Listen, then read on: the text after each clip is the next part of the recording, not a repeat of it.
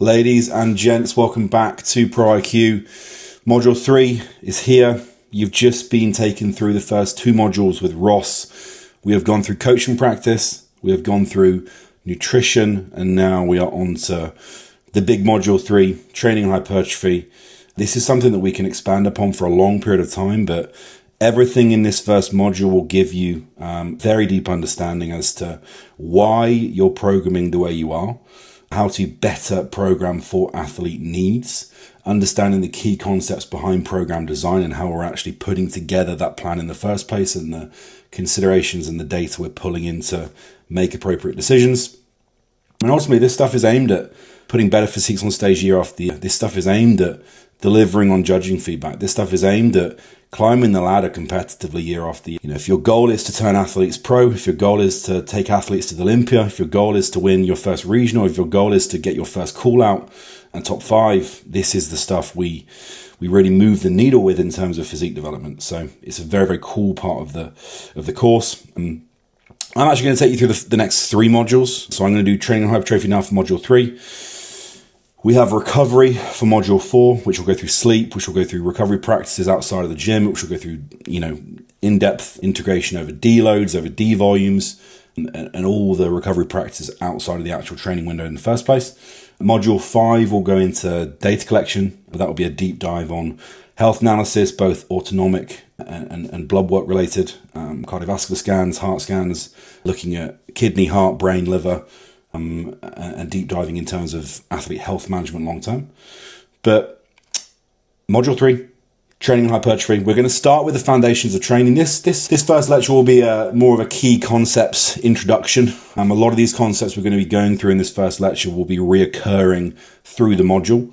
And there'll be elements of this that you will pick up now in these first few slides, and as I start to bring you through the concepts and the key principles and the key words, and there will be a recurring theme through this module as they keep on coming through. Now, some of that is purposeful because by the end of this module, I want you to be in a position where if I say one of those key terms, or if I refer to something of that nature, it immediately rings a bell in your mind of, right, this is the outcome we're looking for. This is the lever that manages this variable. This is how I adjust that in those situations. And we're ultimately building a better decision-making brain and a better big toolbox for athletes to work and revolve around when those decisions count. And this is going to give us a pretty good understanding of that. So we're going to start here just by looking at, from a bird's eye perspective, everything that's going to be covered in this module to start. Again, like I said, key principles to begin, more so revolving around progressive overload as a larger concept.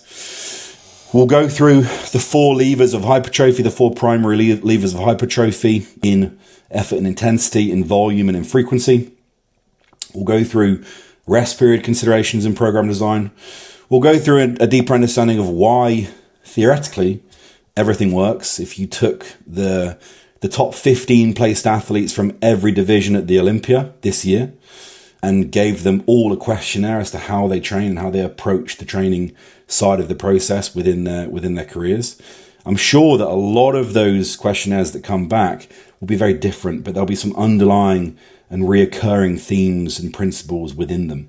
And we're going to pick apart what those are, what the commonalities are across every single progressive athlete. Even though the training may be packaged in a certain way or called a different thing, we've got to understand, right, what's the individual component or components within those programs that are creating positive outcomes for all those individuals, even though one's on push-pull legs, one's on upper lower, one's on a bro split, one's on full body. Why are they all making progress in their own nature? Managing hypertrophy levers, which is really more so a consideration of the integration of those concepts into program design for athletes. Athlete-specific program design, which will go through a full needs analysis breakdown. I'll also say, just looking forwards, I will take you through the off-season module and the contest prep module. We bring back up training in both of those modules. So in the off-season module, I will go through off-season application with training and program design again, in its own nature. The same thing goes for contest prep, moving into 4 to 2 weeks out into peak week and post show. I will also apply the programming considerations directly within those modules as well. But this is a very firm foundation understanding of everything involved to a high level, and it will build in complexity as we move. And the complexity more so comes from lecture 10 onwards, when we start to look at a deeper level with muscle physiology on a cellular level. Why, is a contraction creating this cascade of signaling responses, which ultimately lead to these anabolic outcomes and these hypertrophic outcomes. What is hypertrophy on a cellular level? The mechanisms, looking at a deeper understanding of maybe what mechanisms are primarily more important than others, and a different way of thinking about those three originally proposed mechanisms. Neuromuscular signaling. We'll go through sliding filament. We'll go through the pathways of muscle hypertrophy, where we'll start bringing up mTOR, MPK, myostatin, a few other key ingredients there. And then fiber type and skeletal muscle hypertrophy. So looking at the fiber types of tissue, looking at how we're effectively training those fiber types and when they're coming into play, and the considerations we need to have within program design to account for some of the kind of acute differences there.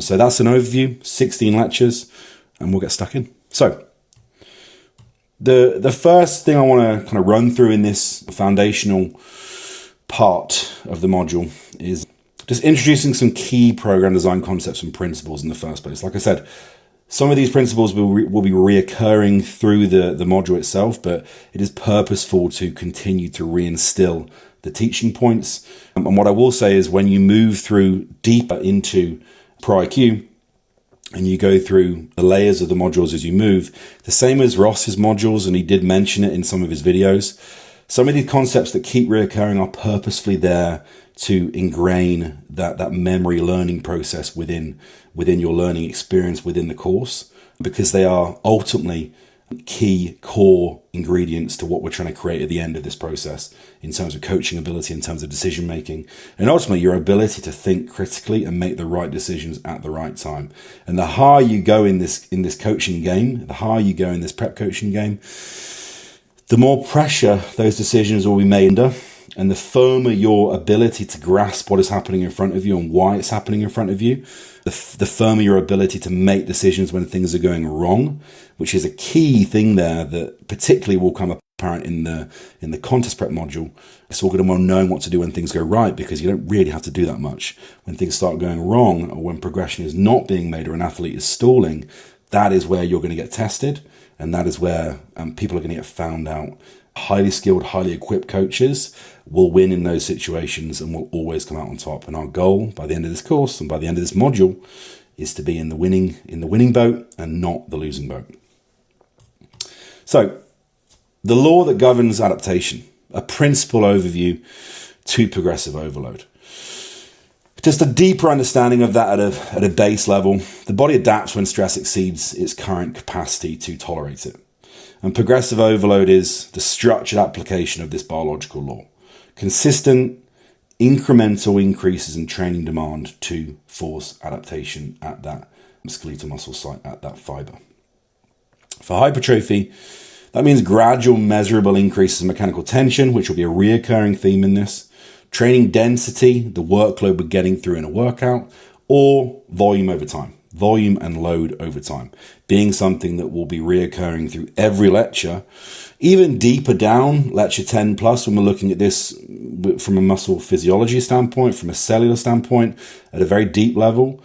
Just bear in mind the mechanical tension will ring true in all of those parts of this module, and the volume will also ring true as a byproduct of being able to create this overload outcome over time. Without overload, there is ultimately no adaptation that takes place and no new tissue built. And we are not in the game, when we're coaching athletes, to spend long periods of time with no positive adaptation occurring. Our goal as a coach, and if you're listening to this as a athlete who's self-coaching, your goal as your own coach is to constantly be in a state of positive adaptation. Now, that is relative to the phase that you're in. You may be in a contest prep phase where that positive adaptation that you're seeking is tissue retention and fat loss and lipolysis.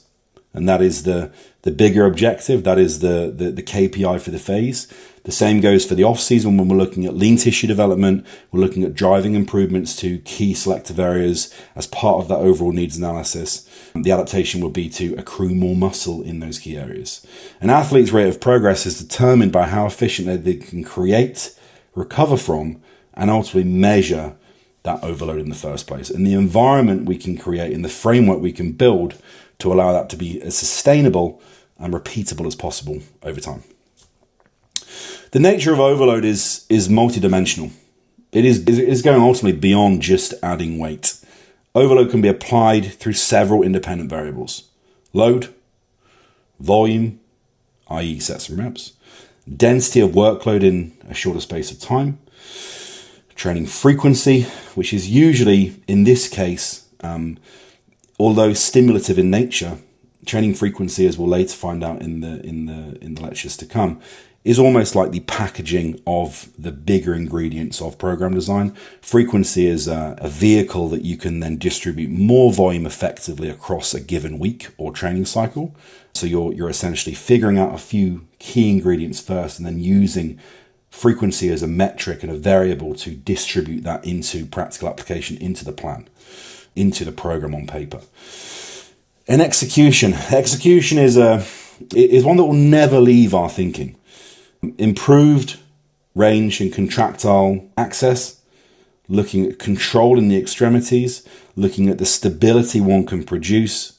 All of those variables are going to equate ultimately to greater fiber recruitment, and greater fiber recruitment through better and more meaningful and more intentful mechanical tension is going to create a better chance of that signaling cascade of events that leads to muscular hypertrophy.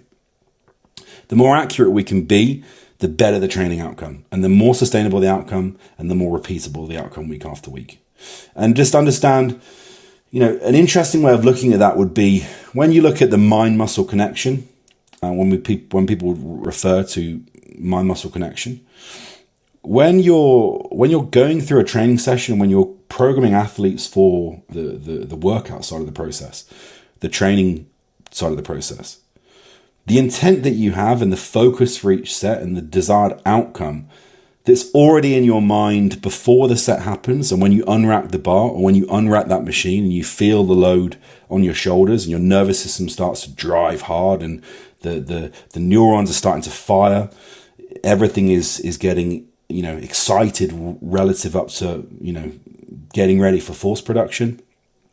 When you feel that bar in your hands or you feel that load in your shoulders, the more accurate your mind can be in where you intend to place load and what you intend to contract and what you intend to feel through every inch of that range is ultimately going to determine how successful and accurate and effective that contractile cascade of events is going to be. So when we're looking at mind-muscle connection neurologically, there is a lot more going on in your brain first before your muscles actually act on what is happening in live time. A lot of that stuff happens in the brain via the nervous system before tissue actually contracts. And we'll look later in this module as to what that actually looks like in the first place when we're looking at the central nervous system moving into the peripheral nervous system and the kind of motor neuron cortex, what's happening in terms of every step of that cascade of events. But execution is an unwavering variable in this process, and it's something that we will never neglect in favor of pushing another lever in the process of driving an outcome in terms of hypertrophy. Execution is foundational, and everything revolves around that. Without the ability to standardize and maximize execution, what we're doing is a little bit redundant in the long term because it's not sustainable, it's not predictable, and it's just outright ineffective to get the goal and the intended outcome we want. There's a lot of research elements that will be featured in the module. I've tried to lay out a lot of the key learning points in kind of key headers for the page. So there won't be a lot of bulk text. If there is bulk text, it will mean that they are key teaching points and I don't want to miss them out. There'll be some more technical slides in a minute where there's a vast amount of information that will kind of, summarize through. But the research will be scattered around. I think there might be 50 or 60 individual references in this module alone. In the whole course, there's well over 800 references, which was interesting to compile at the end of the course. But we're in a position now where the research that will be intertwined with these lectures will be noted down as research insight. And a lot of that stuff, when you see Schoenfeld, particularly that 2016 study, a lot of the stuff that we're going to be going through in this module is either within that meta-analysis or as a means or byproduct of the meta-analysis which was done. Hypertrophy occurs across a wide load spectrum, so all the way up to around that 85th percentile of perceived 1 rep max, although within our demographic, unless we're working with strength athletes, it won't necessarily be tested. We can have a perceived idea of exertion via effort, and then we can marry that with intensity, i.e. load being used. And we'll go through those in a minute. It highlights effort and tension, not just load, as essential component to overload. So I'll give you an example. An athlete performing 100 kilograms on a barbell press for 8 reps with perfect control. Next week, they can go to 100 kilograms times 9, or they can go to 102.5 kilograms times 8. There's more than one way to skin a cat here. We can accumulate more volume. We can drive more intensity, i.e. load. We can accumulate more sets over time. The biggest thing for us is looking beyond the individual kind of metric of progression. It's looking at the bigger picture as to the levers that we have at our disposal to pull to drive an outcome, and then having the biggest toolbox possible to be able to sustain week-to-week events for as long as possible. So when we go through this and we look at these 4 levers to come, primarily effort, intensity, volume, and frequency, how are we leveraging all those kind of columns, those pillars, to sustain the program and the mesocycle or the block of training for as long as possible in the most productive manner. But effort and tension over time is a surefire way to drive overload. But as we'll go through in a minute, there are more than one ways to deliver that outcome long term. The big thing for us that we'll go back to is this concept of the logbook. Now, I have been more of a logbook fanatic in the past. The longer I have trained, the more I have used it as a reference point. But when I was competing and I was 300 pound plus in an off season, I was married to training, as it was my main event in the week, in the day. And everything was built up leading to the training workout, the training window. The logbook was gospel. The logbook was everything there. The longer you train, and maybe the more instinctual things get, and the more aware you are of, load progressions that are plausible, and just memory logging, as I say, you can train without being married to a logbook. And some people don't like the concept of logbooking because once an ego starts to get involved, and once you get too fixated on numbers, you need to be very careful that it doesn't come as a consequence to execution, and your desire and your must to drive overload every single week in a linear manner and beat that number starts to kind of knock down at those foundations we'd actually built in the first place, particularly with execution. So we need to be objective in those decisions, and we need to be aware of the outcomes of getting too carried away. But the logbook is our objective accountability over training. Why data wins over feelings? Perceived hard work is unreliable, and it's going to ultimately equate to fatigue, mood, regularity, and instability. And novel bias distorts that self-assessment in the first place. Novel bias is something that is short-lasting and not sustainable. The logbook anchors progression with objective metrics. So we're tracking load, we're tracking reps, we're tracking the working sets that have been executed, we're tracking the reps in reserve of the given set and the proximity to failure. We're tracking the tempo or any kind of reference over intention bias, like pausing in the short, pausing in the lengthened, which I'd include in programming, probably over tempo, to be honest. A lot of the times now with tempo prescription for advanced athletes, I would be, instead of giving them, every every exercise in the program has a 3-0-1-1 or a 3-1-1-1 tempo, I would give them control eccentric prescriptions unless it was a very slow eccentric or slow concentric movement, which probably would be rare unless we're in some form of intensification kind of finisher in the phase in the session. But tempo for me would be more so intent or intention for the set. And that may say, instead of a 4-number sequence, that may say 1 second pause in the shortened position, 1 second squeeze in the shortened position, or 1 second pause in that stretch position on a press or a split squat or an RDL, for example. So I'm going to give them the part of the range that I want them to spend time in and get familiar with and challenge the most. And I'll give them 1 cue instead of 3 cues. So instead of them doing an exercise and thinking, right, I've got to count 3 second eccentric, then I've got to count, right, how long am I pausing for at the bottom? Then I've got to count how long it takes to do a concentric. There's a lot of stuff going on that's kind of clouding their mind. I need them to think clearly about what they're trying to contract and what they're trying to stabilize and control. So just 1 cue. Where do I want you to place the most intent in that rep? What is the desired outcome? Where are we placing the most load for reason? Where are we going to get the most mechanical tension and the greatest kind of overload challenge for that rep? Usually it will be in that lengthened position.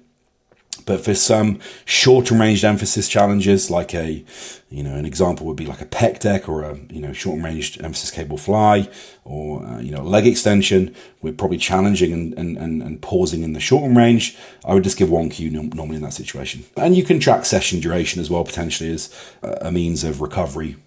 If we're in a position where the session duration is 2-3 hours length of time and we feel as though we're chronically under recovering or we're struggling with digestion and trying to eat meals in a short space of time because the training window is so long, session duration may need to be condensed and volume needs to reflect that to get that in as and when we need to through the day. Performance trends provide direct insight into recovery adequacy and adaptive drive. So we're basically molding our adjustments and our thinking in the process around what we're seeing with those objective markers. And within that, if we're reviewing the logbook, usually for athletes, when I'm looking at logbook progression and I've got some numbers and some kind of hard sessions on paper, hard sessions being like we're repeating movement patterns week in, week out, and we've got some form of familiarity over, we're not just randomly selecting exercises as we go in, we've got a plan, we've got a program we're sticking to and executing and progressing in the logbook that's standardized.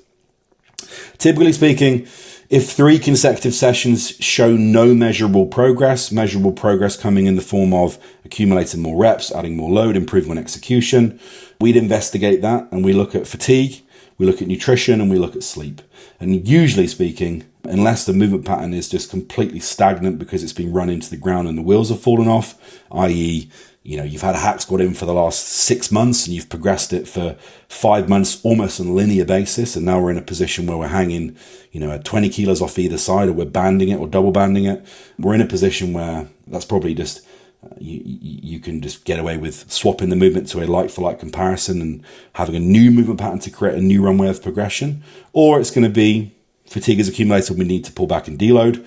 Nutrition has been poor, or we're having our pre-workout meal too far away from the training window and blood glucose is dropping before we train, or maybe sleep has been compromised. I'm in that situation and we're in a position where we need to log more sleep or account for more sleep cycles in the week to account for the demands of training in that given phase. I remember when I did my first off-season after competing in 2019, which is the first off-season I went from late 220 pounds up to 300 pounds in about 6 or 7 months. I remember when I used to train in M10 in Nottingham when it was still there, and they had pretty much a full Atlantis equipment across the board, Atlantis pendulum, Atlantis hack, all the generation 1s. It was well before the Pro series came out. I remember the Atlantis hack for me was the perfect hack that fit my structure, that felt good. I could put my feet almost at the bottom of the platform and have no kind of restriction and movement at the ankle, at the hip. It was just perfect. If anyone's ever been on that Atlantis hack, the slide, the system, the runner system that it operates on, it is quite a shallow angle, and you're not fighting a lot of inertia at the change of direction at the bottom of the rep, so you typically do feel very explosive and kind of in control, as opposed to maybe someone that's used a Watson kind of metal rusty hack that's 10 years old, where it feels like you're trying to push a lorry out the bottom of the hole. The Atlantis is very smooth in comparison. And I remember I was doing that for virtually 6 months on a Friday every single week, and for 1 or 2 working sets. It eventually became 1 working set just because the recovery ability was relatively demanding. And as we'll go through in lectures to come, typically speaking, in these situations as a concept, the higher effort and intensity goes, the lower volume will go. There's an inverse relationship there.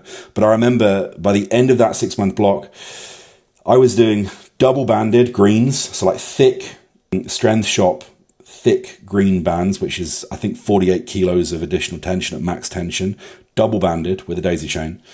So basically one each side wrapped around a daisy chain, and the entire weight tree filled with 20s on either side.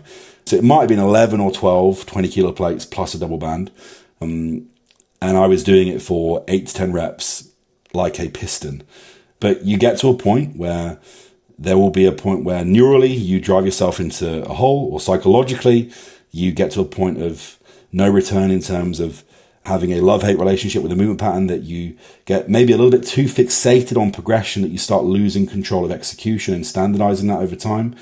And if we start to see regression or cracks in recovery or joint pain or aggravation, muscularly or through connective tissue, that is then a time to pull back for one, but also switch up those movement patterns to like-for-like alternatives. And if I would do that, I would then move to maybe the Atlantis pendulum, or I'd move to a front squat, or I'd move to a Smith machine squat with a wedge, or maybe a safety bar squat with a wedge. And I just alternate those movement patterns every 8, 10, 12 weeks. I'd go through a cycle of progressing, running it into the floor, 3 strikes, rotate, and continue. And it works really well in that situation. If performance improves but recovery markers worsen, you're winning a short-term battle, but you're definitely losing a long-term war, and that's something we need to be accounting for long-term.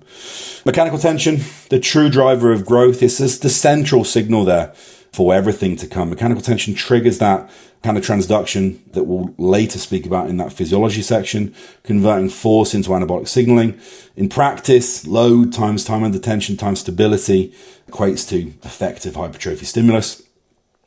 And volume without tension is what we'd refer to as junk volume. It's negligent. It doesn't really serve a purpose, and you're massively increasing risk of injury as you just mindlessly push through that. And I say mindlessly for a reason, because junk volume and excess volume that doesn't really serve a purpose is probably also volume that you're not really that intently locked on with. You don't really have that mind-muscle connection. You don't really know what you're trying to squeeze and stabilize and contract at the given time. You're probably rushing through the tempo and kind of speeding through reps.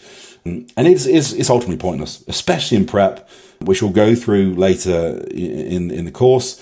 If we're using volume as a metric and a means of calorie expenditure, which goes against everything we're going to teach in this module in terms of volume management to retain tissue and bring the best possible look to stage, it will show in your physique.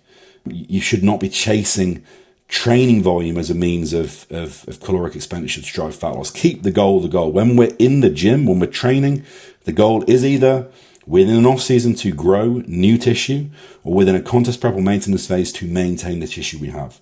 And when we're maintaining the tissue, usually there is a primary goal alongside that, and the maintenance tissue is the secondary goal. The primary goal in the maintenance phase is usually recovery, and the primary goal in the contest prep phase is obviously fat loss. Keep the goal, and say no to junk volume. The research insight there: mechanical tension activates mTOR, which we'll talk about in depth in that physiology section. It's the key pathway of muscle protein synthesis being activated and switched on and stimulated. Damage and metabolic stress are secondary byproducts. Tension is the cause. And again, remember that part there, because this will be something that's a really important concept when we're looking at the mechanisms of hypertrophy and how we can view a rep or a set in terms of a signal for hypertrophy to occur. What is the key commonality in every single training principle that keeps reoccurring within that framework? Coaching application: cue control concentrics, stable bracing under heavier loads, Q, controlling the extremities of the range, particularly in that lengthened position because of the additional increase in overload in the stretch and kind of mechanical tension and stimulus, and the ability to produce more muscle damage in that lengthened position as well, although muscle damage is not the goal, but it can be a byproduct of ultimately, for the most part, mismanaged training, which again, we'll kind of go in further depth soon. In the shortened position, and then track not just reps, but execution quality. If you're logbooking, besides the set that you've just tracked in terms of load and reps, give some form of objective accountability over the quality of the actual set in the first place, whether that's 1 to 5, whether that's 1 to 10, whether that's just one word that just says good, or hold and standardize next time, or regress next time and regroup and improve execution. You'll know when you get off the set whether it was absolutely nailed or whether you feel as though you rushed it a little bit. And you'll know also if you get out the set and think, and then also have video footage to look at. Sometimes that video footage looks very different to what it feels like. Sometimes you might have, grinder reps that you feel as though you're moving incredibly slow out of that lengthened position or in the concentric, but then you look at the video and you're like, actually, that looks fine. It felt a lot harder than it looked. If you have both of those tools as an assessment and a feedback, we've got a pretty good understanding of what's going on. And we can do the same with viewing our athletes and getting training footage from our athletes as well, which is incredibly valuable. And that adaptation response, there is a diminishing return. Progress slows as adaptation deepens. The rate of progression for athletes is not linear for most people. Novice athletes can apply overload on a near session-to-session basis, but advanced athletes must progress over long timescales. Adaptation requires planned progression, which will be packed into mesocycles, which we'll discuss later down the line. And particularly when we go into the off-season module, I'll look at setting up and periodizing off-season training with the use of mesocycles relative to needs analysis being done after stage or with new athletes coming on board. And for advanced athletes, you're looking at microloading instead. So 1 to 2% increases in load or execution refinement as the primary tools there. You're not going to see people jumping leaps and bounds week to week, unless they're in a position where they're newly enhanced. And then really for advanced athletes that are newly enhanced and using pharmacology and using androgens for the first time, they're kind of having a sweet spot, a honeymoon period of being a novice again, because their ability to drive those adaptations and recover from them is exponentially increased. And we'll actually look at the impact androgens has on volume tolerance and intensity and effort, and how that reflects within your programming considerations for clients in this module. Morton et al. 2019 shows diminishing hypertrophic response beyond the first years of structural resistance training. Adaptive efficiency improves, but the magnitude of gain declines. So that means for us, longer term, we've got to be even smarter about how we're applying ourselves to training and how we're approaching the training window, and over time to actually have planned progression where this won't happen by chance anymore. We've actually got to have clear intentions as to how we're structuring this and how we plan on progressing it in control for a longer period of time. That magnitude of gain will decline, but how we're applying ourselves and the principles we're putting in place consistently will exponentially increase our ability to sustain the gain as opposed to see it diminishing. Patience and structure will always replace novelty in program design. Chasing volume, chasing load progressions will bite back. You may feel great when you're recording an Instagram video for your followers to look at, but I guarantee you it will be something that is not sustainable, and next week you'll pay a price because you won't be able to do it again, or execution will fail, or under recovery will start kicking in if you try and repeat that too many times. Elite progression by high-level athletes and high-level coaches is all about long-term trend lines, not daily PBs, thinking of long-term marginal gains. And I've come from a deep sporting background since I was a child. My mum and my dad and my brother, particularly my dad and my brother, have both played international rugby. I thought I would play international rugby, then figured out when I got to a elite level rugby establishment I wasn't actually that good. So I went into coaching and personal training all those years ago. But if you look at that in a sporting background, particularly the higher you go, marginal gains becomes a bigger concept.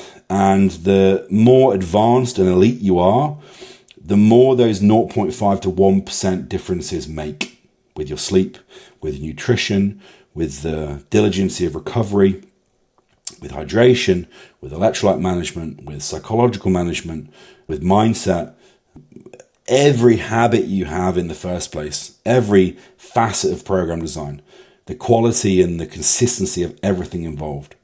Those marginal gains will apply to training. The longer you're in the sport and the higher you get, you will grasp onto marginal gains as your metric of overload and progression for the long term. And those 1% will really start counting the longer you do this. The real art of coaching is managing stimulus and recovery. Sustainable progress beats heroic effort. True progressive overload is consistent calculated stress. It's not a single heroic session. Engineering marginal gains via small, stable improvements, no large jumps that compromise recovery or execution. If you can't repeat it, we shouldn't be doing it in the first place. Growth occurs when stimulus forces adaptation and is standardized enough to allow repetition or slight improvement next time. The highlight of the sentence there being standardized and repetitive, because if we're going to be doing this week after week and driving that response, it needs to be repetitive, because you need to keep creating that response to drive a consistent outcome long term. Long-term progress favors the athlete who manages fatigue and accumulates productive training weeks, not just the hardest worker, which is usually ironically self-proclaimed in the first place. People saying they're the hardest worker usually, in my experience, aren't the person that doesn't say anything and is doing this away from the camera and just gets the headphones on, puts the hood up and cracks on, and does that for weeks and months and years. Usually is the athlete that's gonna win on stage. That's gonna be the dark horse that shows up, that doesn't have social media, and you're pumping up backstage and you're like, who on earth is that? That is that guy, accumulating productive training weeks, and just staying in that positive, adaptive groove. Sometimes it's not fancy. Sometimes it's not thrills for, dopamine hits and looking at these massive progressions just to fuel your ego every single week. Long-term progression favors accumulative, consistent, repeatable bouts of training. Review the logbook data. If load increases but execution and recovery worsens, the stimulus is unsustainable, we need to review. Progress is about average performance trends across months and not the hardest day of the week.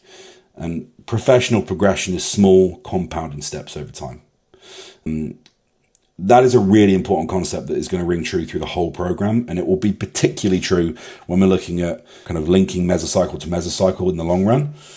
But again, hold those words. Execution first isn't an option. Changing rep execution alters mechanical tension. And when we're looking at hypertrophy, and we're looking at execution standardized, it's the gatekeeper of true progression. Mechanical tension and the execution that delivers the highest level of mechanical tension and stability. We're looking at movement patterns going through the path of most resistance. If you are training through the path of least resistance to avoid discomfort, you are going to be leaving progress on the table. When we're looking at hypertrophy, we want to go through the path of most resistance. If I was recording this lecture in Japanese, I would be going through the path of most resistance. But for practical terms, I'm doing it in English. In training, it would be one of the few times that we'd actually pick and select the path of most resistance, because we're creating a better outcome, making each rep even harder than it needs to be. I can move a bar with 100 kilos on off my chest very quickly and very easily if I mechanically put myself in a position where the pec is under the least amount of pressure possible and I'm using momentum to get the bar from A to B. Or I can put 100 kilos on the bar and I can fail in a few reps if I wanted to, by how I'm contracting, the tempo I'm using, where I'm pausing, the intent.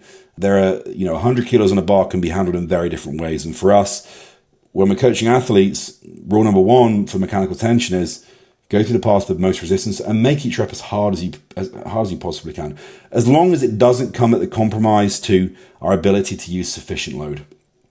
Because there's a difference between using pink dumbbells on the rack and using 40 kilo dumbbells. If we have the ability to lift the 40 kilo dumbbells with control, we want to lift the 40s because the load is going to equate to the adaptation over time. But we want to lift the 40s in a way that we're challenging every single inch of the movement in the first place.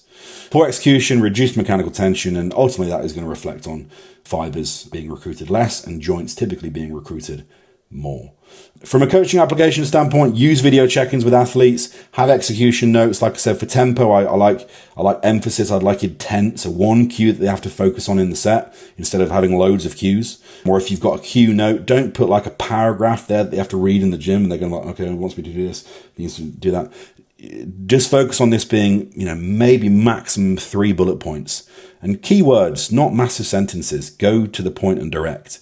Because ultimately it's going to be more absorbable for the client, and they're actually going to be able to carry that out. Whereas if you do a giant paragraph on it every single exercise, they're just not going to take that stuff in. Particularly people that are either beginners or people that are even more advanced that won't listen because they've been training for 10 years and they know how to train.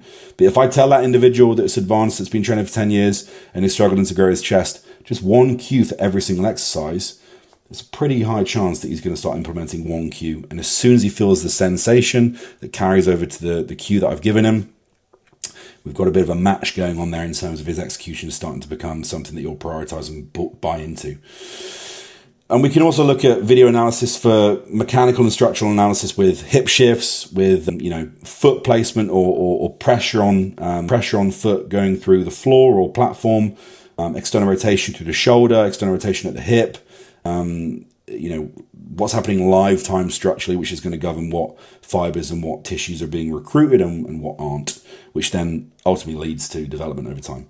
Progress weight only once the rep and the tempo and the range are identical to baseline, standardizing progression from rep to rep. So ideally in these situations, if we're doing 100 kilos for 8, if we're going on to 110 kilos, I want it to look identical to the perfectly executed 100 kilos. And within the 100 kilos, I want rep 1 and rep 8 to look identical. The only thing that should be changing, which is just confirmation of us starting to move closer to failure, is the concentric speed of the rep is the only variable that should be changing at the end of the set.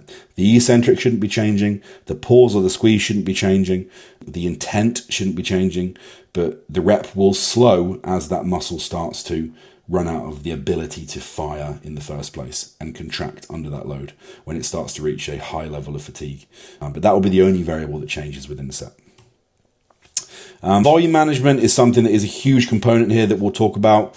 Balancing stimulus and recovery. Volume is the primary adjustable lever for hypertrophy and it must match recovery capacity. We'll start introducing these key concepts with minimal effective volume and maximum effective volume. Below MRV, there will essentially be no adaptation.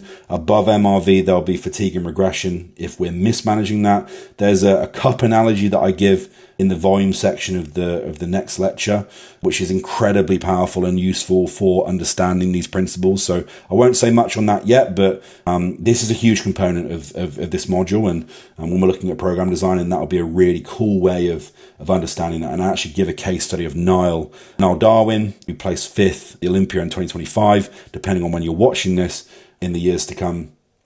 Hopefully, it won't be long before we can maybe announce that he's won the Olympia in the next couple of years.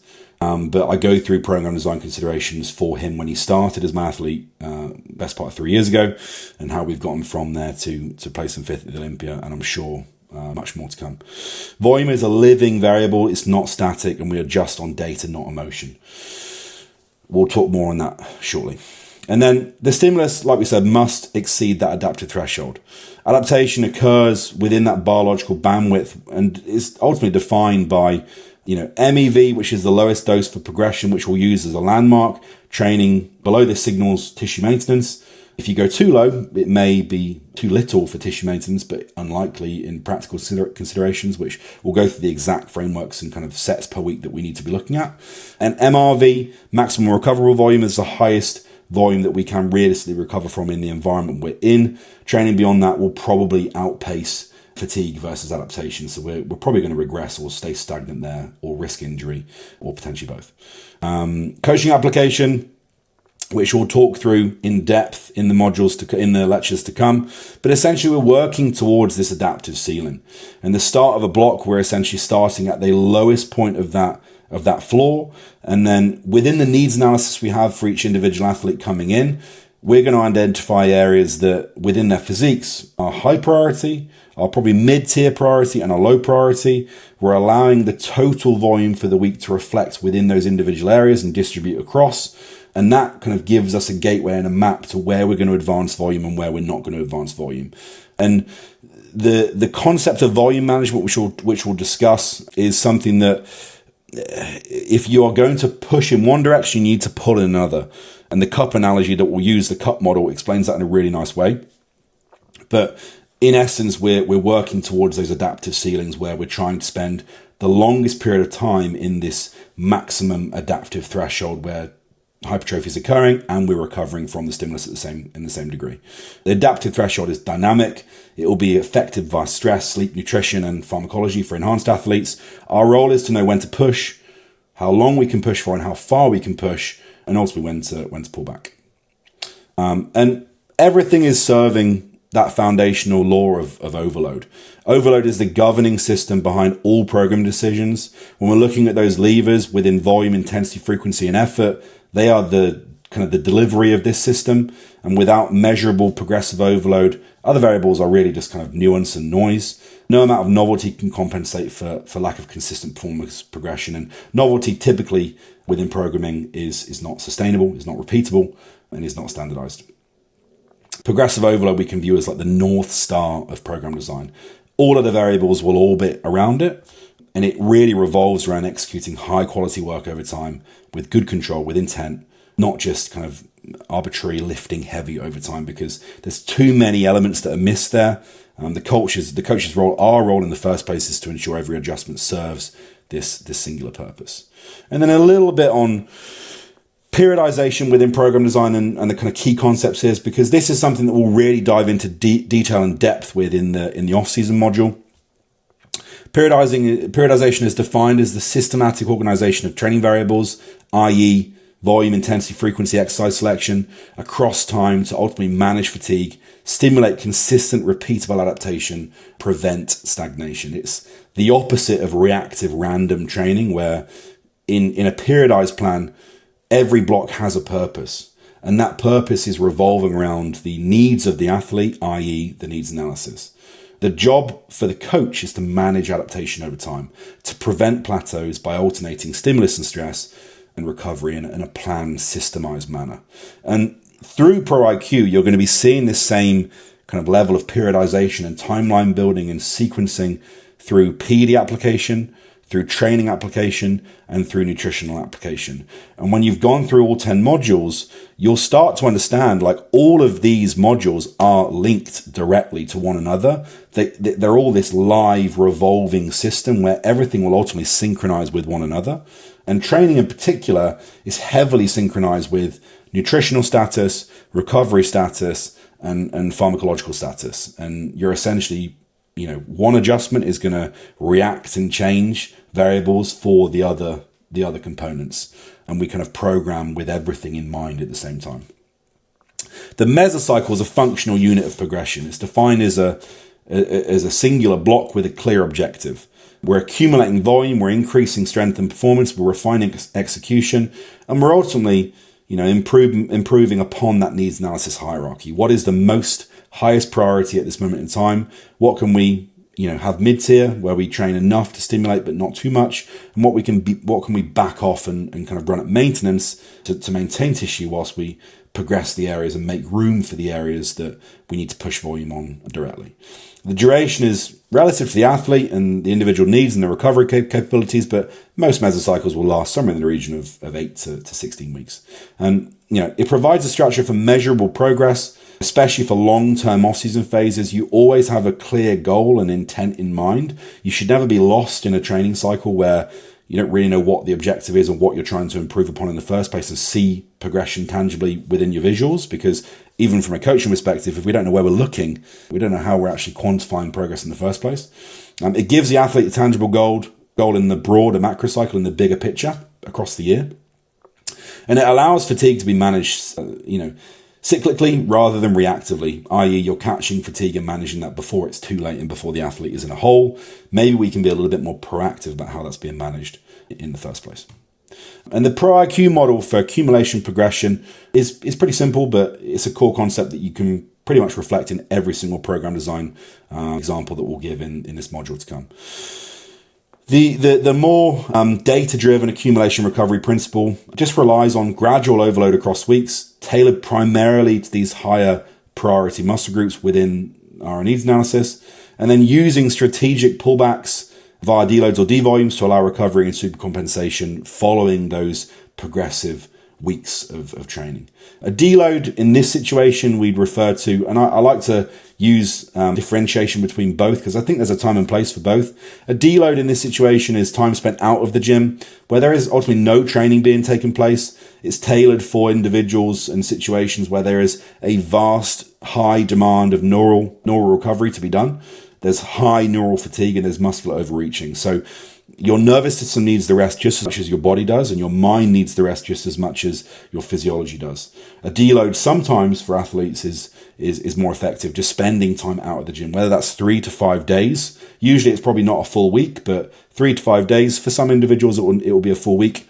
It will be in particular situations where they are completely fried, and running a devolume in the gym is not really going to serve a purpose there because we need to just spend time out. We need a full reset. We need to get out of those four walls psychologically as well to come back strong and to come back fresh. And it's also a pretty good tool for some athletes that you feel as though just don't have an ability to pull back. If I've got an athlete that I know if I tell them to devolume and I tell them to pull volume back, or I tell them to pull effort back further away from failure, they're going to train to failure anyway because they just depend on it. They rely on it for their kind of mental and emotional stability, and they're kind of addicted to that dopamine response of progression. That is not an individual I'm going to devolume because then they're going to have no recovery benefits from the week in the first place because they're just training as they normally would. Or they just maybe don't have the ability to perceive where effort is, which I think for the most part is more so they just don't want to not train to failure. Devolumes, if we have the ability to do so, maintain the same training setup, the same training days, or maybe minus one day and we have one additional recovery day potentially if we're particularly for like wellness athletes or female clients that are training the lower body at a very high frequency. I'll probably pull one of those sessions away and run 2 or 3 instead of 3 or 4. But maintaining the same training setup, but reducing both volume, which will be usually 40 to 50% reduction for the week, and effort, taking sets further away from failure, 1 or 2 reps from reserve, and just maintaining the same familiarity. The benefit of the devolume is we don't get any detraining, we don't get any reversal in neurological kind of prowess for the movement patterns that we've just learned and got very good at. We don't really have a kind of restart period where if you've had a week off or 5 days off, there's a bit of a lag and a lull when you go back for those first few sessions where the nervous system doesn't quite feel like it's ready to handle the same loads and we might need to pull back for a period of time. The devolume typically eliminates those first few kind of rocky, sketchy days and we can go straight back to work. And that would be, my kind of framework of that accumulation model. Why volume is kind of primary to the strategy we're using for progression. The volume is king. The total number of hard sets being closer proximity to failure within 2 reps from reserve, is the most reliable predictor of hypertrophy. It's the primary vector for progressive overload in volume progression, not solely load, because load progression is not sustainable and repeatable week to week. We need to have a control over multiple avenues of progress there, pulling on many levers. And volume should increase through a mesocycle until signs of systemic fatigue or overreaching. And when I say increase through the mesocycle, when we look through this cup model later down the line, we're particularly biasing the areas that we need most of. So it's not just, throwing the kitchen sink at everything and increasing everything. We're being selective about where we're placing more volume over time and how we're doing it in the first place. And that's the key concept of the sustainability with that. And within that framework, like I said, just to wrap up the deload as a functional tool, you will find that there'll be some supercompensation during that week. There was a study that I put in here. It demonstrates the adaptation peaks not during stress, but after as fatigue dissipates. So supercompensation Zolotowski and Kramer 2006 demonstrates the adaptation peaks not during the stress, i.e. the training, but once the fatigue dissipates after they've recovered. So there is something in that when we look at supercompensation for athletes that are accumulating across a mesocycle, reaching a point of kind of a ceiling of, I probably can't maintain this for very much longer. And before they break, before they have an inability to continue and either get injured or they have to take longer off or a longer time pulling back because the nervous system's in a bit of a hole, we then run through those recovery weeks, through those D volumes, and we allow that supercompensation to take effect. And that can be an incredible tool for actually driving even more hypertrophic or adaptive outcomes out of the phase in the first place, which is, you'll see a lot of this in strength sports, but we're applying the exact same principle, when it comes to muscular hypertrophy for our bodybuilders, for our physique athletes. Like I said, two options: deload, which is more neural fatigue based, that hard reset, or devolume, which is kind of not time off, so to speak, but more so an active recovery phase, reducing the cumulative stress that's being maintained and allowing motor patterns and readiness to stay high because we're still maintaining some form of training stimulus, reducing volume by 40 or 50%, and usually intensity pulls back if needed. Sometimes I'll actually just get them to match the logbook numbers, but just use the set reduction. So for example, if they had two working sets for an exercise, I'll remove the first working set and I'll maintain the second, or vice versa. It will be a volume reduction and then maybe just matching numbers in the logbook. But because we've reduced the volume, the sets that do remain are probably going to be further away from failure because we haven't had the fatigue of the first set being there. And again, training in that 1 or 2 reps in reserve is best practice there. Improved readiness and greater subsequent adaptive potential as a result of that supercompensation taking effect. And then last slide, applying water regulation. Again, something that we'll keep on bringing back in this module. Even with periodized pre-planned structure, athletes must know and understand when and how to water regulate, adjusting their daily effort based on their recovery, the nervous system readiness, and their biofeedback. Now, there is a fine balance between being a aura ring monk, where if your HRV drops by 2%, you don't train. But you can still use those markers as a means of regulating your training and being in sync with your recovery. Looking at the recovery phase that I'll go through next, the regulation of resting heart rate, the regulation of HRV, the regulation of blood pressure, the regulation of blood glucose management, the regulation of respiratory rate, sleep quality, morning readiness. All those things will give you an indication as to how your body's tolerating the current demands and the current stress it's under. And realistically, for the most part, we want to listen to as many of those tools as possible without getting too fixated or kind of under the burden of paralysis by analysis. You can definitely have too much analysis, which causes stress and probably is causing you harm when you start wearing the point where an athlete starts wearing an Oura ring, a Whoop strap, and another metric is probably overkill. Use one consistently and use that as a means of your tracking. But we want to listen to this stuff because it basically gives us eyes and ears to exactly what's going on at a physiological level, and we can listen to that as objective markers. It's not how you feel. It's these are the numbers on paper. These are the numbers on these key metrics, and this is what's happening. If we want things to improve, we need to see these numbers move in a certain direction. So you've got a little bit of a graph there at the bottom in terms of a decision tree. And the systems that are probably involved in why there are irregularities with recovery. Recovery and readiness fluctuate with sleep, with nutrition, with stress, with load progression, with the hormonal state. Autoregulation gives the ability for daily effort to be structured, but also, have small reactive decisions that are giving you the best ability at staying in control and sustaining progress.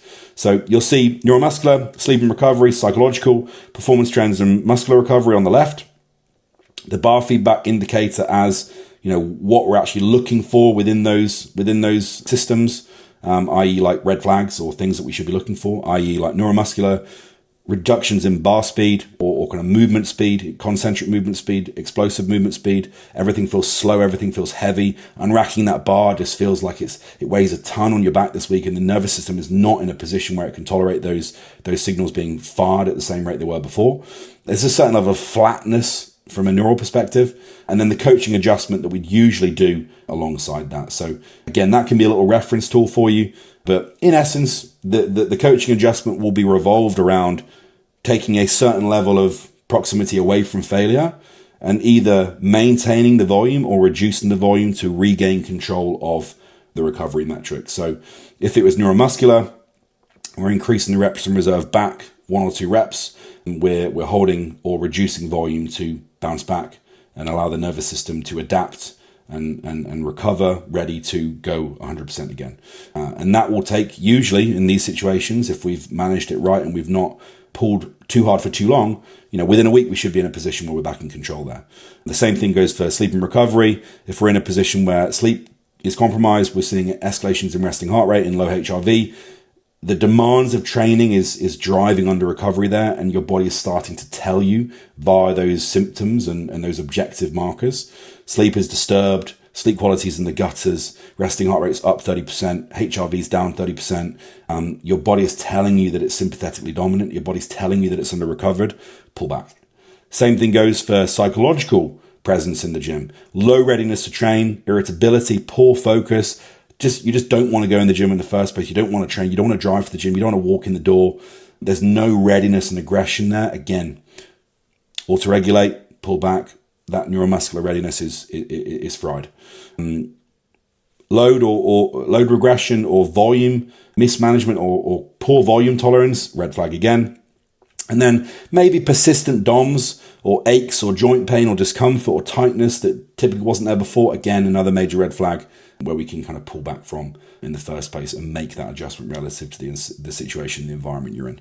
Next module, we're going to go through a deep dive with effort and intensity, and that will start to introduce those key training or program design levers that are ultimately all revolving around one bigger outcome being sought after here, which is driving this hypertrophy response within athlete programming.